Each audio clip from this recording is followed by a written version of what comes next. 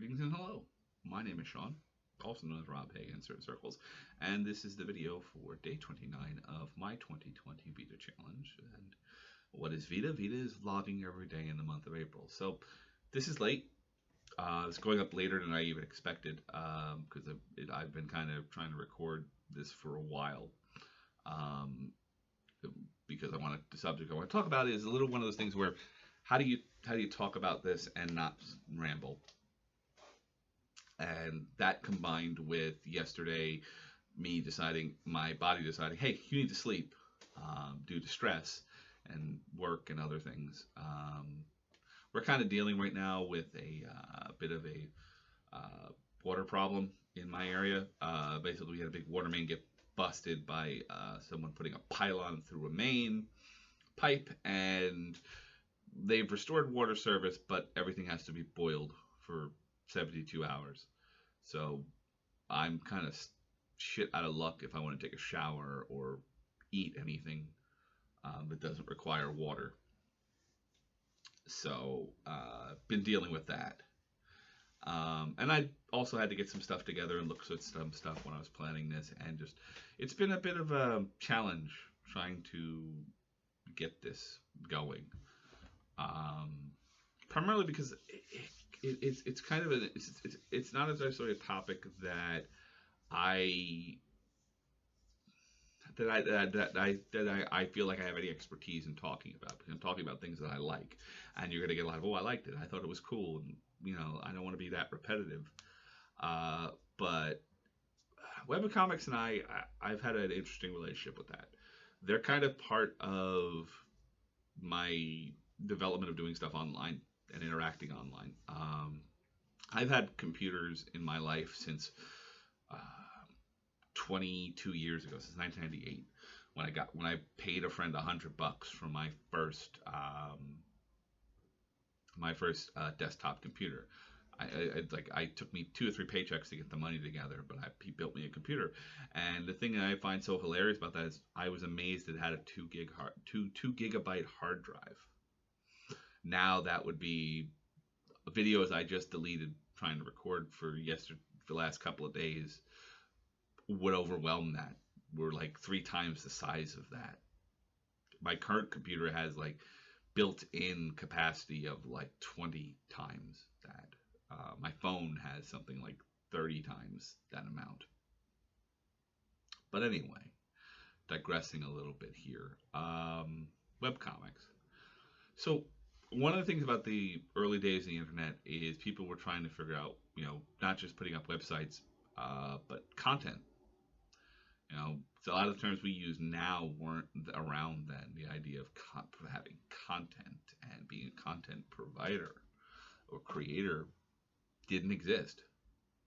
And one of the mediums that people kind of latched onto, because it was kind of grew out of a generation that had grown up reading newspaper comics or reading comic books. And, the internet provided you with an outlet to find an audience for your art. And you had a very diversity of styles that, funnily enough, persists till today. You had people that did fully hand-drawn, scanned-in comics. You had people that were experimenting with early digital drawing implements. You had people that did copy, cut, and paste things with existing materials, whether they be sprites or other comic strips and other things like that. And all sorts of things in between. And it appealed to me. I'd grown up reading newspaper comics. I'm a huge Calvin and Hobbes nerd. I grew up, Peanuts was there as well. Not to mention various other newspaper strip comics. So it was like kind of a natural transition for me when that sort of stuff became available online, which themselves were. I mean, I will argue I think probably argue the newspaper strips have been online longer than a lot of other mediums switching over to digital. Some are still, the archives for some of them are still up, but we're talking about things that were created specifically for the web. And I stumbled into this sort of corner of the internet due to other things I was interested in. And and basically one website directed me to one webcomic, and I read that, and then I was like, okay, they're kind of, what else? What do they have as their links, and so forth and so on. That was very early internet. Is you would find something, go to their links page, and that would take you to the next thing, and the next thing. That's how I found so many websites that I got involved with over the years, whether it's involving Lovecraft or comic books or um, role-playing games. And webcomics were the same way. I had one that I read. I don't have a link. I'm not going to have a link for it down there, mostly because I'm not sure. I haven't checked in a while to see if they're still up. So I found them through some other stuff that, I was into. And I remember clicking on one particular link to a webcomic called Bob and George. I didn't know what it was because the person who did theirs had a little art related to it. I don't know what these stuff are. And I ended up, diving into it and going, oh, I like Mega Man. And it was a Mega Man Sprite comic. It was, in fact, one of the earliest Mega Man Sprite comics. And spawned basically an entire subgenre of Sprite comics. I think the other big one at the time was 8-Bit Theater, which I read most of, and it was okay. And because the jokes came up and up again. Early internet humor was very repetitive. So anyway, I remember reading Bob and George. I really got into it. We're talking, this was around, I want to say 2002, 2003. I didn't have my access to my personal computer at the time. I was kind of in between places, and where I was living at the time didn't really afford me having a computer because I needed to have it connected to the internet. As such, however, back in the old days of dial-up. But anyway, I was working at a friend's store, video game and computer repair store, and I was working the evening shifts after my regular day job, and that afforded me, one of the benefits was I had access to the internet because he had an active internet connection, and I would just sit there for hours. I poured through so many archives and basically went back and read all the Bob and George and was caught up and stayed with it. Series is done. It's been done since 2007. It is one of those. It's very meta humor. It breaks the fourth wall repeatedly and acknowledges it's breaking the fourth wall. As characters know they're in a comic some of the time, and it's a very general parody of the Mega Man games and just the medium that was being produced, webcomics, and sort of taking the piss out of itself at times. And it had a lot of things associated with early internet. It had Flash movies, and various other things. And a lot of ways, it's kind of a time capsule of that particular period from about 2000 to 2007 of what internet content was like. Because when it started, there was no YouTube. There was no Facebook. There wasn't even MySpace or any of that sort of stuff. And when it ended, those things all were on the verge of exploding into the mainstream public consciousness. And I was aware of that stuff too. And it's kind of a nice thing to be able to go back and read because all of it is still up. I think the creator, David Anez, was still doing commentary up until a couple of years ago on each of the strips, and he was most of the way through to about halfway through the sixth year before it hasn't updated since. And I don't know what the system method is for that. And honestly, from what it's something he's doing when he wants to do it, and no pressure there.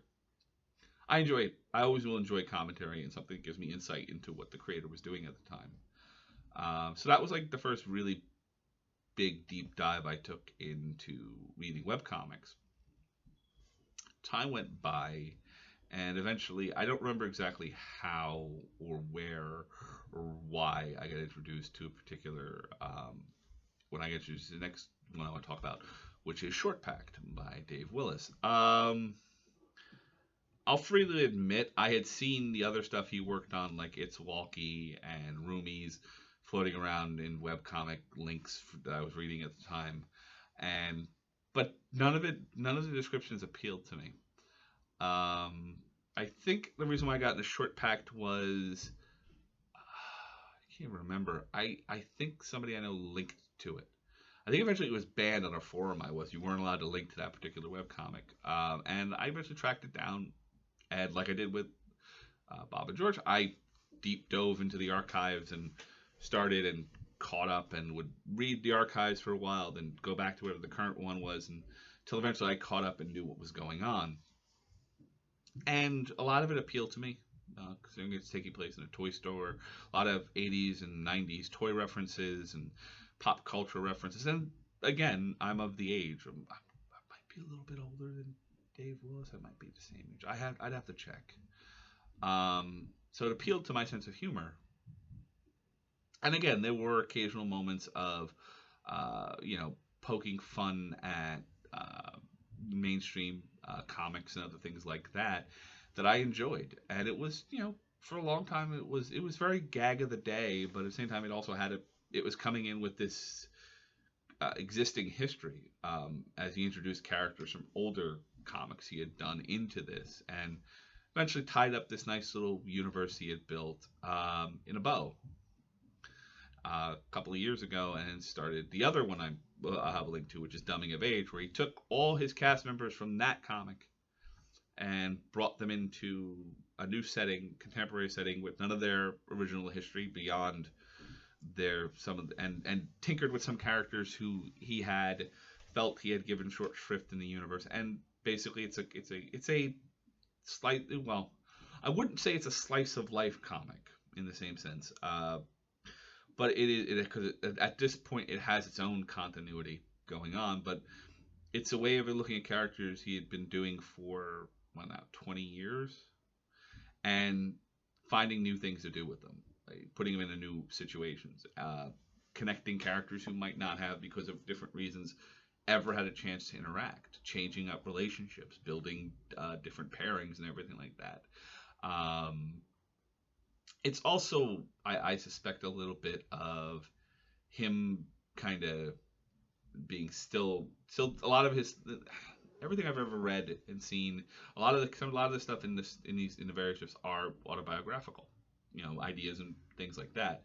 And Dumbing of Age more so than the other stuff he did, because about main character is similar to him, going from a very sheltered Christian upbringing to a wider collegiate world. It's not a one for one, and I think he said that several times, but those are the experiences he draws from, and I've enjoyed it. And again, it's helped me, indulge in, it's also one of the things, like, when it comes to webcomics, I had a period where I walked away from, I just kind of fell off, interest fell off. And that's happened to me with a lot of different things. So stuff I watch on YouTube, podcasts I listen to. And I go back and I come back. Go away and I come back. And the good thing about these particular comics has been, I can go away and come back, and I don't have to do a super deep dive back in the archives to understand what's going on. And in reading these comics and reading the Dave Willis stuff, I've actually found Jeff Jock's questionable content. I'll come back to that word, content. Yeah, and the thing about both of these, and especially Jeff Jock's, especially more compared to Dave Willis, is seeing the artist, these hand-drawn artist styles evolve as time goes by, and realizing that doing these sort of things, the artist gets better. You kind of either get better or you get out. And I've seen a number of comics web comics just die because the artist couldn't continue it, or they lost their passion for it. And these are still going. I like a lot of the concepts in there. I like the idea and questionable content of artificial intelligences, some having bodies and going from looking like little machines to humanoid android types and so forth, and the interactions between the characters and the evolving relationships. And I can't say I'm a sucker for continuity. I like stories that build on what came before. Episodic is fine. And in a lot of cases, a lot of what we consume in terms of media over the years has been very episodic. with a few serial elements to it. But for the most part, episodic content was the bulk of what I watched as a kid.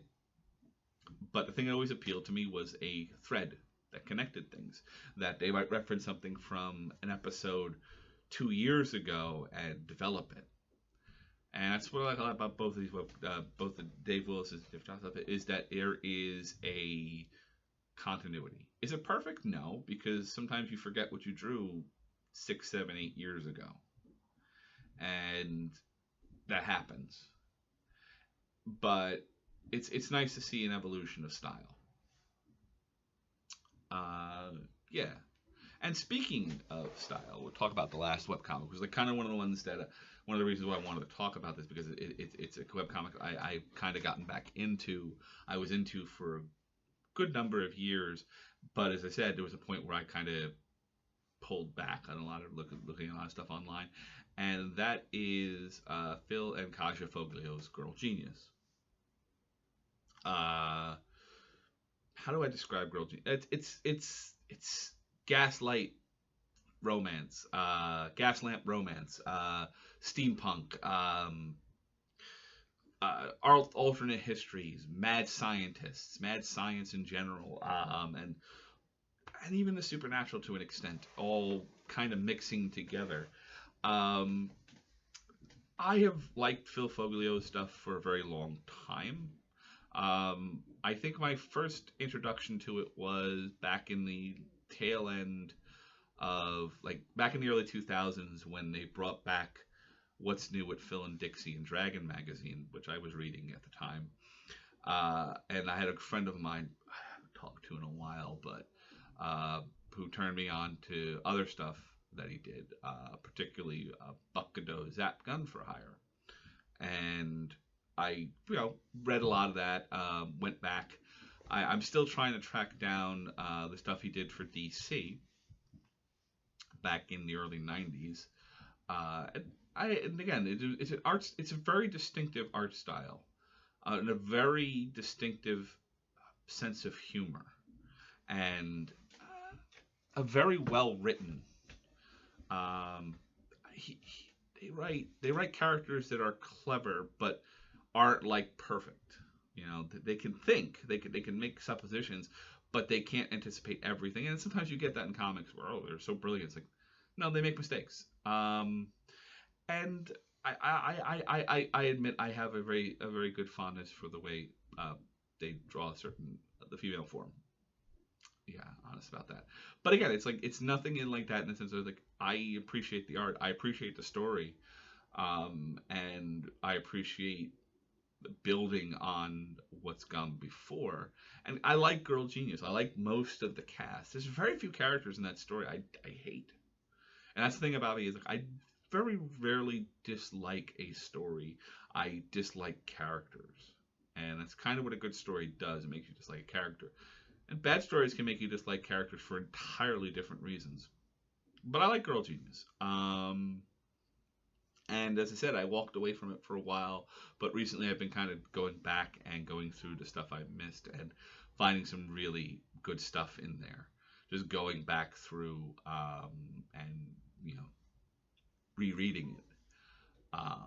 So yeah, that's day 29's ramble, I guess, about webcomics.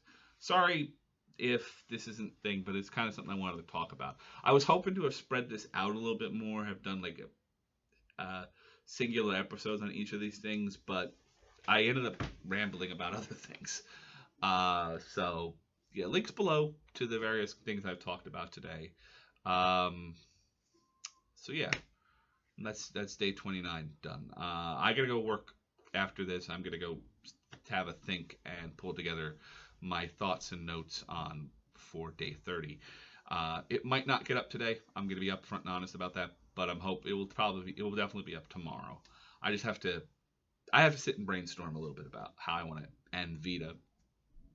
I had some ideas, but they're kind of gone by the wayside. And most likely it'll be me talking about what my plans are going forward. But that'll be for episode 30, day 30 of this little series. For now, I hope you are doing well, and I hope you're feeling well. And until next time, my friends, I'll be seeing you